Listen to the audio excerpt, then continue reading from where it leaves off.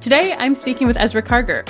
Ezra is an economist at the Federal Reserve Bank of Chicago, where he works on quantifying the effect of government policies on children and households. He's also a research director at the Forecasting Research Institute, or FRI, where he works with collaborators to develop forecasting methods and run forecasting tournaments. Why we need forecasts about existential risks. I don't think forecasting is the only approach you should use to address these problems. And I want to make sure people don't think that because we're talking about forecasts, that forecasts are the be-all, end-all to solving problems that are really hard and complex.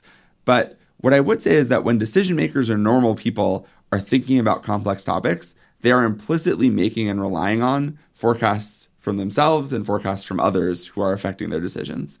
And so if you look at recent discussions about existential risk, congressional hearings on risks from artificial intelligence or workshops on artificial intelligence and biorisk, in many of these recent debates about policies, there's an implicit assumption that these risks are non-zero, that these risks are big enough to matter for policy discussions, but it's very hard to find examples where people say, I'm starting from this point, I'm starting from this belief. And so we wanted to make that very legible to people. We wanted to say, experts think this, accurate forecasters think this. They might both be wrong, but we can at least start from here and figure out where we're coming into a discussion and say, I am much less concerned than the people in this report. Or I am much more concerned, and I think people in this report were missing major things. But if you don't have a reference set of probabilities, I think it becomes much harder to talk about disagreement, policy debates in a space that's so complicated like this. And let me just make a quick analogy to inflation. So governments, researchers at the Federal Reserve, we carefully track expectations about inflation. So we have multi-decade surveys. The Survey of Professional Forecasters does this, where we ask forecasters for their beliefs regularly about what inflation will be, what GDP growth will be, what unemployment will be. And that's been happening since the 1960s. And so if we're going to continue to have discussions about existential risks, it seems useful to have forecasts that we, in the future, will track over time that tell us how people's beliefs about risks are changing, how people's expectations about what policies might work well or poorly in this space are changing. And that's the type of research we hope to do and build on in this report. Headline estimates of existential and catastrophic risks. So when we thought about existential catastrophe, we split it into two types of existential catastrophe. So we asked a set of questions about extinction risk, the likelihood that these domains would be responsible for human extinction at various dates.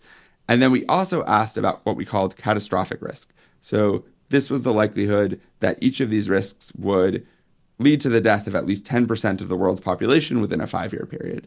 And we asked about these numbers over many time horizons, but let me focus on the numbers by 2100, which was the last date we asked about. So focusing on total extinction risk. So this is what people in this project said was the risk of human extinction by 2100 from any source. Domain experts, this is averaged across all of the experts in the project, said there was a 6% chance of human extinction by 2100. Super forecasters said there was a 1% chance of human extinction by 2100. And so we can already see that there are major differences in beliefs about extinction risk. Now, maybe we should pause there for a second and say these numbers seem very big, right? That is a large probability to put on a catastrophic event, an extinction risk event happening in the next 80 years. And so I do want to say, and maybe we can come back to this later, that we don't know how to elicit forecasts in low probability domains. It's possible that these numbers are high or low relative to the truth, but we think it's very important to document what these numbers are and how they compare to each other. Okay, sure. So that caveat in mind, maybe these numbers are inflated because we're talking about very, very hard to think about things like the probability of human extinction. But still, it's a group of over 100 people who have thought some about these risks. And super forecasters put it at 1%, and experts put it at 6%. So 6% chance that by 2100, humanity has gone extinct. How does that compare to other, pre-existing estimates of human extinction risks? So if we look at the academic literature, there have been some attempts to elicit forecasts about extinction risk. And what we see is that for experts, this is roughly in line with what we've seen in previous work. No one has looked at what superforecasters thought, so we don't have a good comparison. Sure. But superforecasters are on the lower end of forecasts that have been discussed in the academic literature before. And again, this could be because the superforecasters maybe don't know enough about this topic, or it could be because experts are biased and maybe, think that the risks are higher than they actually are. Yeah. Okay, so that's extinction risks. What were the forecasts for catastrophic risks, which again are 10% of the population dies in a short period of time, all by 2100? So domain experts thought there was a 20% chance of this catastrophic event happening, of at least 10% of the world's population dying within a short period by 2100. And super forecasters thought there was a 9% chance of that happening. And so those are large numbers. They're larger than extinction risk, which makes sense. And they're also maybe more similar, right? If you look at extinction risk, you see that experts were 6 times as concerned about extinction risk as super forecasters. Here we see that experts are maybe twice as concerned as super forecasters. What explains disagreements about AI risks? In the XPT, we saw these major differences in belief about AI extinction risk by 2100. I think it was 6% for AI experts and 1% for super forecasters. Here, we've accentuated that disagreement. We've brought together 2 groups of people, 22 people in total, where the concerned people are at 25% and the skeptical people are at 0.1%. So that's a 250 times difference in beliefs about risk. Yeah, okay, wow. So really wildly different views. And then I think that you had kind of 4 overarching hypotheses for why these 2 groups had such different views on AI risks. Can you talk me through each of them? Definitely. So we developed these hypotheses partially as a result of the Cruxes Risk Persuasion Tournament. And so the 4 hypotheses were the following. The first was that disagreements about AI risk persist because there's a lack of engagement among participants. So we have low quality participants in these tournaments. The groups don't really understand each other's arguments. Just the kind of whole thing was pretty blah. Right. The second hypothesis was that disagreements about AI risk are explained by different short-term expectations about what will happen in the world. And so if hypothesis 2 is right, then we can hopefully find really good cruxes for why these groups disagree and really good cruxes that will cause each group to update. So the third hypothesis was that disagreements about AI risk are not explained necessarily by these short-run disagreements, but there are different longer-run expectations. And this may be more of a pessimistic hypothesis when it comes to understanding long-run risk, because it might say that we won't actually know who is right, because in the short run, we can't really resolve, who's correct. And no one's going to update that much. And then the last hypothesis, the fourth hypothesis, was that these groups just have fundamental worldview disagreements that go beyond the discussions about AI. And this gets back to maybe a result from the XPT where we saw that beliefs about risk were correlated. You might think that this is just because of some underlying differences of belief about how fragile or resilient the world is. It's not AI specific. It's not about beliefs about AI capabilities. It's not about risks for misalignment. It's about a belief that regulatory responses are generally good or bad at what they're doing. Okay, so which of those hypotheses ended up seeming right? Yeah, so I think hypothesis 1 and 2 did not turn out to be right. And I think hypothesis 3 and 4 have significant evidence behind them. Learning more doesn't resolve disagreements about AI risks. So to talk about hypothesis 1 for a second, this was the idea that these disagreements about risk persisted because there wasn't that much engagement among participants or people didn't disagree well. And I think we can reject this hypothesis, but readers may disagree. This is very much a determination you should make after seeing how the disagreements went in our, long descriptions of the arguments that people had. And I think participants spent a lot of time understanding each other's arguments, and people largely understood each other's arguments. And engagement, I think, was pretty high quality. So there's a criticism that was, I think, leveled at the XPT in a very interesting way, which is these people aren't engaging in a high quality way. And you could just bring that criticism to this project as well and say that people who were concerned or not concerned about AI risk, they weren't really engaging in a way that was useful. I think that criticism always applies to research projects like this, but I want to know what the limiting factor is. They spent, people in this project spent maybe 50 to 100 hours thinking about these topics. Is it the case that you think if they had spent 1,000 hours, they would have agreed? I don't think there's any evidence of that. I think they were really understanding each other's arguments by the end of this project, and we saw very little convergence. Interesting. Okay. So you saw very little convergence in that these two groups didn't move that much toward each other at the end, which suggests that it's not that they weren't engaging. What was the evidence against hypothesis 2? Great. So hypothesis 2 was the one I was saddest not to find strong evidence for. So this was, can we find short-term disagreements or short-term differences in expectations that explain these longer-run disagreements about AI? And so much of this project involved giving these forecasters short-run forecasts to do and asking them to tell us how they would update if those short-term cruxes resolved positively or negatively. And what we saw is that of the maybe 25 percentage point gap in those initial beliefs, only about 1 percentage point of that was closed in expectation by the best of our short-term cruxes. Wow. So what that means is, even if the skeptics and the concerned people had the best evidence from a specific question that they expected to have by 2030, they wouldn't change their minds that much, and they wouldn't converge that much. A lot of disagreement about AI risks is about when AI will pose risks. This maybe gets at a source of agreement that I didn't expect, but both the skeptics and the concerned people believe that powerful AI systems, and we define this as AI systems that exceed the cognitive performance of humans in at least 95% of economically relevant domains. So this is a big change. Both groups thought that this would be developed by 2100. So the skeptics thought there was a 90% chance this would occur, and the concerned group thought there was an 88% chance this would occur. Now, that's a lot of agreement for people who disagree so much about risk. And so I think there are a few things going on there. First is, we tried to define these questions really carefully, but what does it mean for AI systems to exceed the cognitive performance of humans in greater than 95% of economically relevant domains?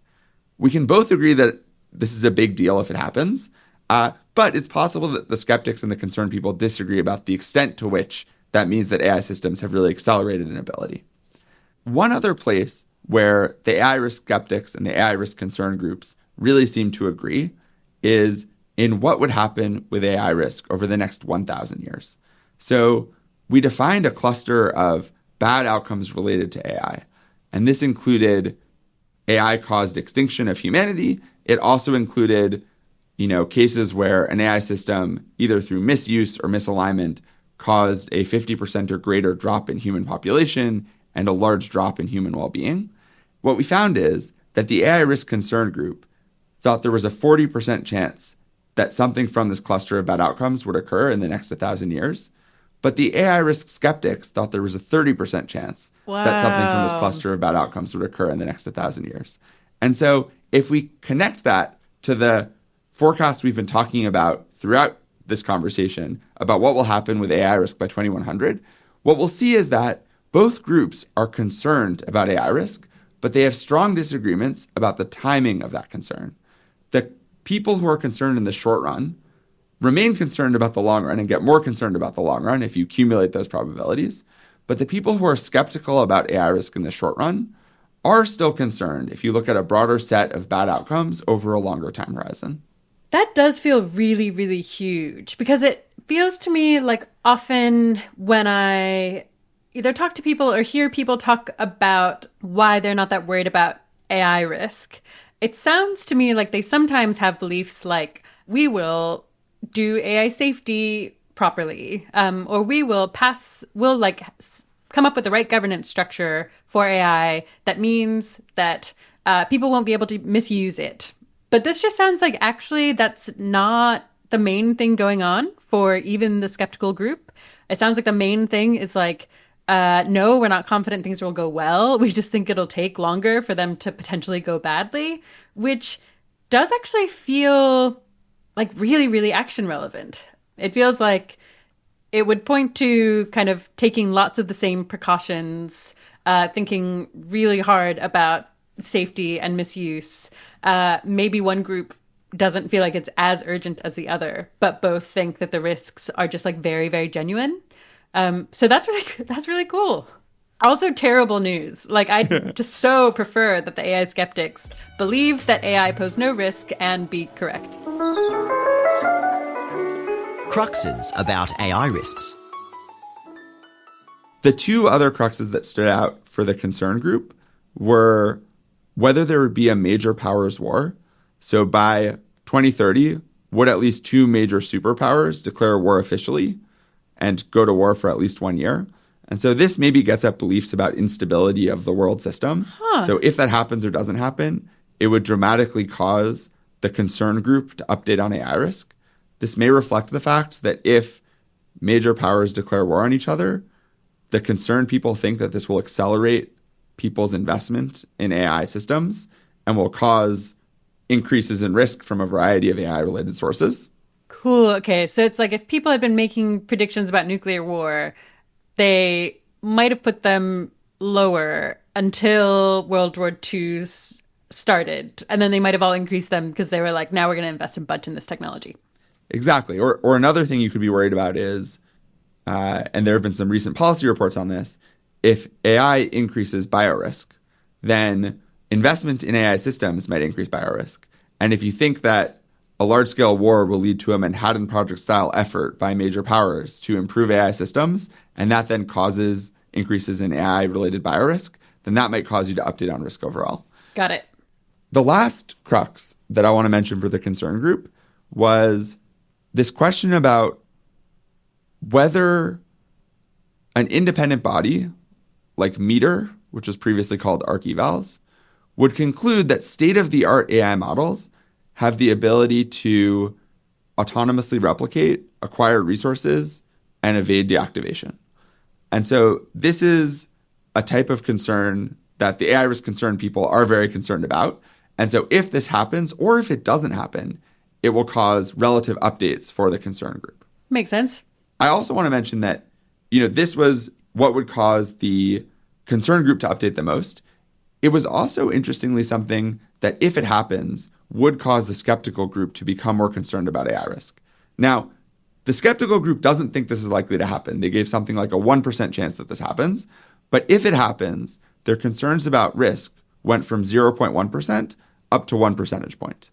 So that is actually a thing. Yeah, that for both of them would make them much more worried, which is interesting because it sounds like that means they kind of agree on one of the really scary mechanisms by which AI could end up causing really bad outcomes. A big component of it is that the skeptics just think that that's very, very unlikely. And so it would move them some. Exactly. So it didn't have what we call high value of information for the skeptics because they thought it was so unlikely to occur. And so they don't expect to update on it by 2030 because they don't think it will happen. But if it does happen, they will update a lot. And I thought that was fascinating.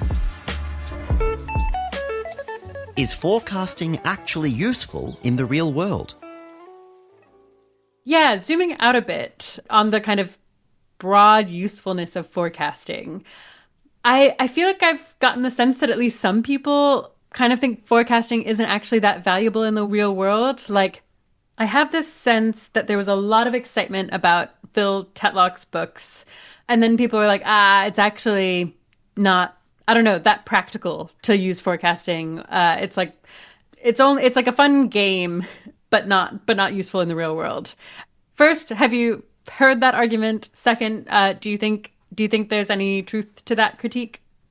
Yeah, so I think I partially agree and partially disagree with that critique. So first of all, I'll say government agencies are using forecasts all the time, and people are using forecasts all the time.